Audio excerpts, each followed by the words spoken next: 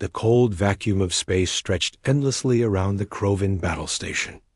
Commander Vrix stood before the massive viewing screen, his 3 eyes gleaming with satisfaction. Behind him, the war room buzzed with activity as officers from 6 different alien species coordinated their forces. The human colony on Dust World 7 has no idea what's coming, Vrix said, his mandibles clicking with amusement. Our intelligence reports show only minimal defenses. A few orbital platforms, perhaps 20 firecraft at most. Admiral Kale of the Thorian Empire nodded his massive head. His species had fought humans twice before and lost both times, but he believed this time would be different. This time they had allies. This time they had numbers. 300 warships, Kale rumbled. The largest fleet ever assembled in this sector. The humans cannot stand against such power. The Coalition had been planning this assault for months. 6 alien races, normally rivals, had set aside their differences for one purpose: to stop human expansion before it grew unstoppable. Already, humanity controlled 40 systems. Already, their ships traveled farther and faster than anyone had predicted possible. But they were still just humans. Soft, weak creatures from a small yellow star. How dangerous could they really be? All fleets report ready, announced Tactical Officer Bryn from his station. We await only your command to jump. Vrix raised his arm, ready to give the order that would crush the human presence in this region forever. But before he could speak, every alarm in the war room began shrieking at once. Contact! Bryn shouted, his voice cracking with sudden fear. Single vessel, emerging from hyperspace at Sector 994. The main screen shifted, showing a ship unlike anything in the Coalition fleet. It was massive, easily twice the size of their largest dreadnought, with a hull that seemed to absorb light rather than reflect it. Strange angular designs covered its surface. And weapon ports, so many weapon ports, lined every visible side. Identify that vessel, Vrix demanded, though something cold was already forming in his chest. Computer is analyzing. Classification: human warship. Type: unknown. Power signature. Bryn's voice faded as he stared at his instruments. Sir, the power signature is off the scale. It's reading higher than our entire fleet combined. Silence fell over the war room. 300 ships. 300 of the finest warships the Coalition could field. And this single human vessel outpowered them all. Admiral Kale leaned forward, his earlier confidence evaporating. That's impossible. Our intelligence said nothing about ships of this class. Nothing. Open a channel, Vrix ordered, trying to keep his voice steady. Let's see what these humans want. The screen flickered. A face appeared, a human face, calm and composed. The man looked young by human standards, with short dark hair and eyes that held no fear whatsoever. He wore a simple gray uniform with minimal decoration. This is Captain James of the Terran warship Defiance, the human said, his voice quiet but carrying absolute authority. I believe you gentlemen have made a mistake. Vrix found his courage returning. One ship. It was still just one ship. Captain, you are vastly outnumbered. 300 vessels stand ready to attack a civilian colony, James interrupted. Yes, we know. We've been monitoring your fleet buildup for weeks. That's why I'm here. One ship against 300? Kale laughed, though it sounded forced. Surely even humans understand mathematics. Captain James smiled then, and something about that smile made every officer in the Coalition war room feel suddenly very cold. Mathematics? Let me teach you some mathematics. Your fleet masses approximately 40 million tons. Defiance masses 12 million. Your fleet carries roughly 18,000 missiles. We carry 6,000. Your fleet has 900-point defense guns. We have 300. He paused. On paper, you're absolutely right. You should win. Then stand down, Rick said. I wasn't finished. Jane's smile faded. What your intelligence didn't tell you is that every human warship carries technology your species haven't even theorized yet. Weapons that can shatter planets. Shields that can absorb star-level heat. Engines that make your fastest ships look stationary. He leaned forward slightly. But more than that, you don't understand what you're threatening. That colony? Those are human civilians. Our families. Our children. And there is one universal truth about humanity that the galaxy needs to learn. The screen zoomed slightly, showing Captain James' face in sharp detail, his eyes hard as steel. We don't abandon our own, ever. Before anyone could respond, proximity alarms screamed. On every tactical display, the human ship's weapons were powering up, its shields strengthening to impossible levels. All ships, battle formation. Vrix shouted. Prepare to... Wait, Bryn interrupted, his voice shaking. Sir, I'm reading 13 more signatures. Human warships, coming out of hyperspace. 14 total ships now. Admiral Kale's face went pale. 14? Still, we have numbers, 67 signatures, Bryn corrected, his instruments going crazy. No, wait. 112. 200. The main screen split into multiple views, each showing more human warships appearing like ghosts from the darkness. They came in formation, perfect and precise, surrounding the coalition fleet from every angle. 318 human vessels, Bryn finally reported. They outnumber us now. Captain James appeared on the screen again. Did you really think we'd let you threaten our people without a response? Did you think you were the only ones who could form a fleet? Vrix felt his legs weaken. This was supposed to be a show of force, a crushing victory to scare humanity back to their home system. Instead, they were trapped. This is your only warning, James continued. Turn your fleet around. Go home. Tell your governments that human colonies are protected. Tell them that humanity doesn't start fights, but we always finish them. The silence that followed was absolute. Every coalition officer stared at their screens, at the impossible fleet surrounding them, at weapons that could reduce their entire force to atoms. Finally, Admiral Kale spoke, his voice barely a whisper. What? What are you? Captain Jane's expression softened slightly. We're just humans, Admiral. But you made one critical mistake. You threatened our families. And there is nothing more dangerous in this universe than a human protecting their home. Vrix looked at his fellow commanders. He saw the same fear in their eyes that he felt in his chest. They had come to crush humanity. Instead, they had learned why the galaxy should fear them. Stand down, he ordered quietly. All ships, stand down. Asterisk, the coalition fleet hung motionless in space, surrounded by human warships that glowed with barely contained power. Inside the Krovan battle station, Commander Vrix felt sweat forming on his scaled skin, something his species only did in moments of extreme stress. They're waiting for our response, Tactical Officer Bryn whispered, staring at his instruments. All human ships have weapons locked on us, but they haven't fired. Admiral Kale turned to Vrix, his massive frame seeming smaller now. We must respond. If we show weakness, our governments will see us as cowards. And if we fight, we die, Vrix replied flatly. He had been a warrior for 30 years, fought in a dozen campaigns, but he recognized a losing position when he saw one. Look at the data, Admiral. Their smallest ship has shields stronger than our dreadnought. Their weapons' heat signatures suggest firepower we can't even measure properly. Captain James' face remained on the screen, patient and calm. He wasn't gloating. He wasn't threatening. He was simply waiting, like a teacher giving students time to understand a difficult lesson.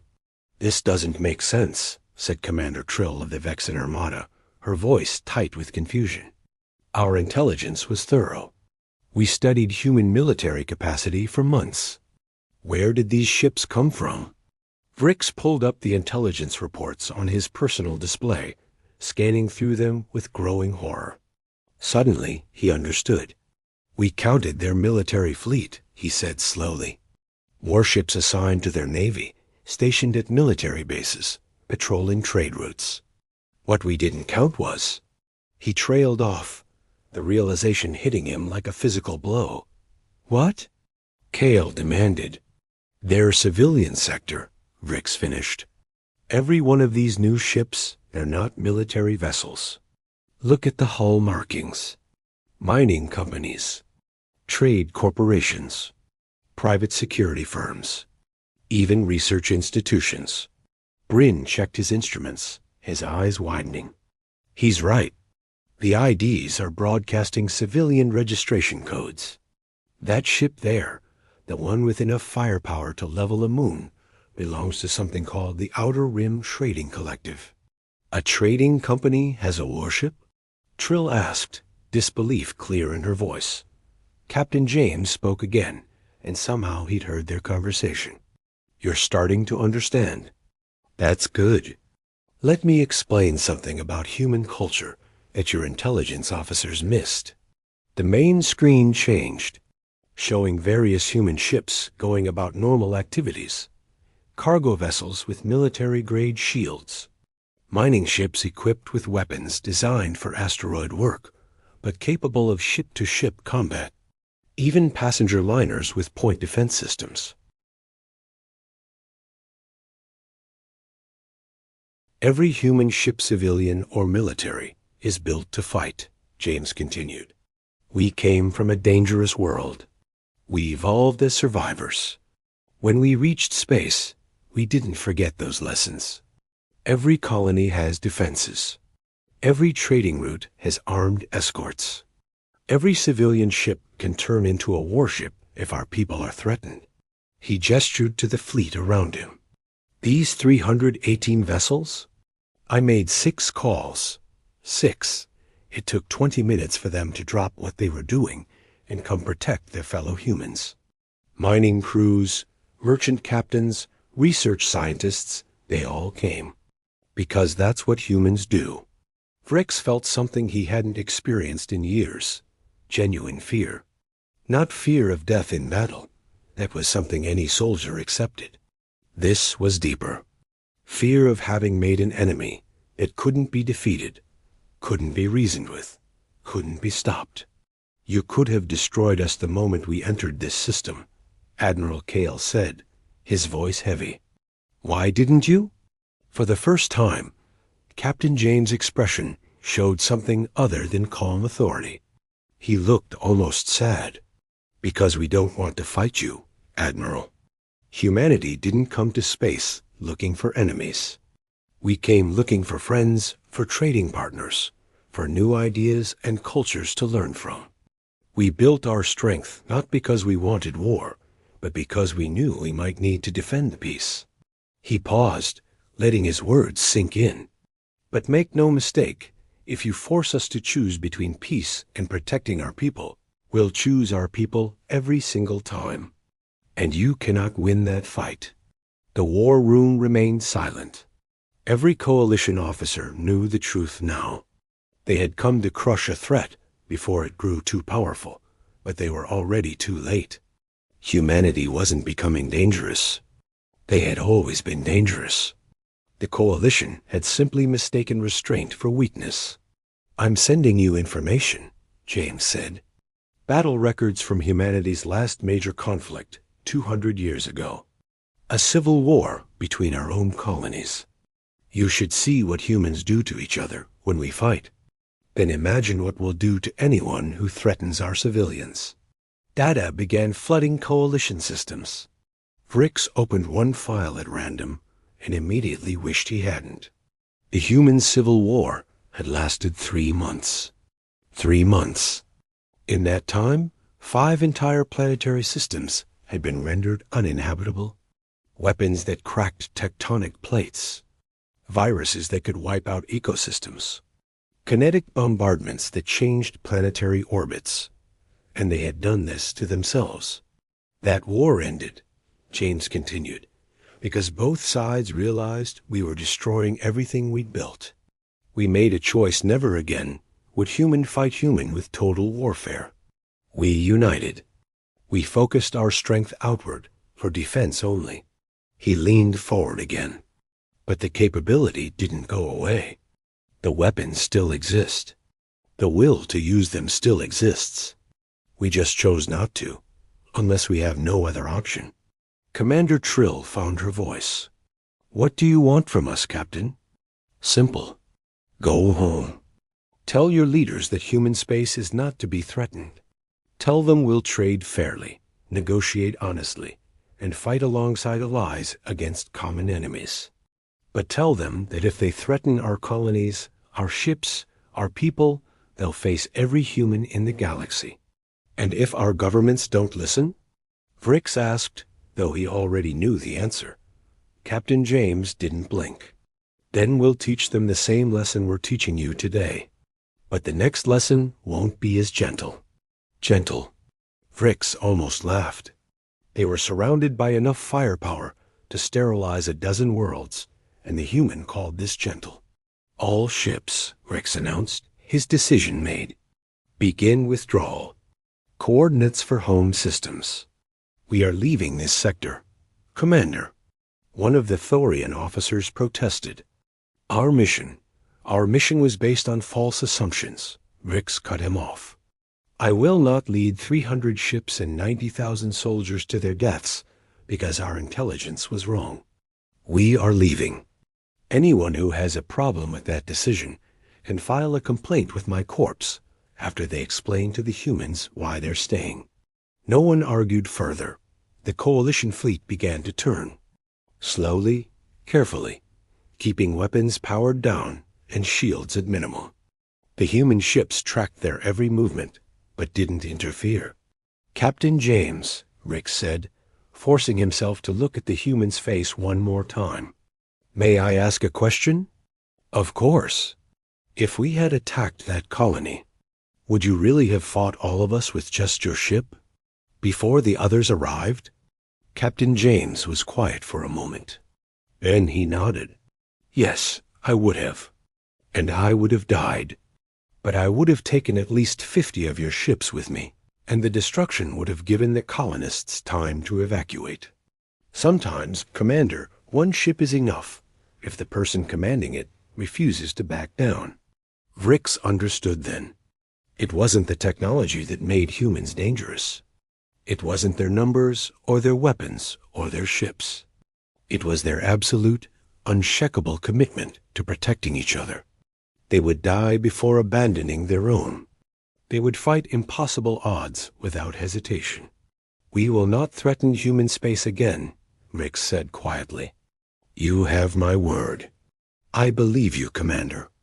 Safe travels. The screen went dark. Around the battle station, human ships began to disperse, returning to whatever they'd been doing before answering Captain James' call.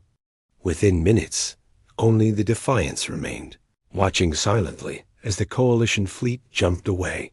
Inside his command chair, Vrix pulled up the former report he would need to file. How did one explain this? How did one tell 6 governments that their massive invasion fleet had been stopped without a single shot fired? Sir, Rin said softly, what will happen when we return home? Vrix considered the question. Some will call us cowards. Some will demand we gather an even larger fleet. But the smart ones, the ones who actually read our reports and understand what we face today, they'll realize the truth. What truth? That humanity isn't our enemy. They're something far more valuable. They're a species we should never, ever make angry. Vrix began typing his report. And if we're very lucky, they might even become our friends. Because I'd much rather have humans fighting beside us than against us. Admiral Kale approached, his expression thoughtful. The captain said they came to space looking for friends. Do you think he meant it? Yes, Brix replied without hesitation. But I also think he meant the other part about protecting their people. Humans are capable of great friendship and terrible violence. It's up to us which one we receive. The Coalition fleet jumped to hyperspace, leaving the human colony untouched. Behind them, the Defiance turned and began a slow patrol around the system. A silent guardian watching over the sleeping civilians below who would never know how close they'd come to Wardot and across the galaxy. As word of this encounter spread, other species began to understand a fundamental truth. Humanity had arrived in space not as conquerors, but as protectors. And there was nothing in the universe more dangerous than a protector defending their home.